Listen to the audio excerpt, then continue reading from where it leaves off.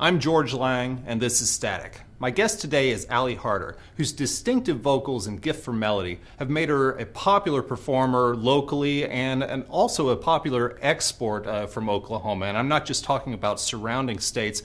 She's developed a really strong following overseas, and in just a couple of days, she's going to go across the Atlantic for 2 weeks of shows in France. This is Ali Harter. I was one of those kids that was always like, I'm going to be a musician. Actually, I always used to say I'm going to be a rock star, but I stopped saying that because that's lame.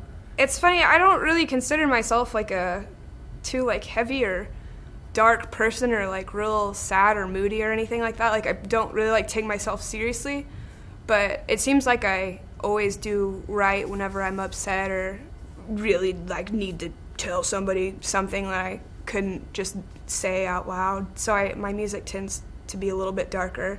My first band experience, the band that I was in for the longest, was basically my boyfriend at the time was the drummer in that band, and their bass player had quit, and they had some pretty important gigs coming up, and I was like, I can play guitar well enough, I can probably play bass, and so I did, and I stayed in it. After that died, I kind of just didn't seek out any other projects like that, and then I started figuring out when I wanted to play my solo stuff, even when I tried to get other musicians to play with me, it was really, really hard to work around.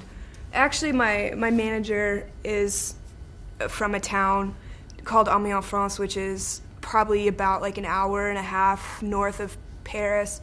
And he had a friend who was a business contact of my publisher in California. And that's how he found me. He listened to my music on purevolume.com and asked me if I wanted to tour in France, and I had no idea at the time who this guy was or what his connection was to me or how he knew about me.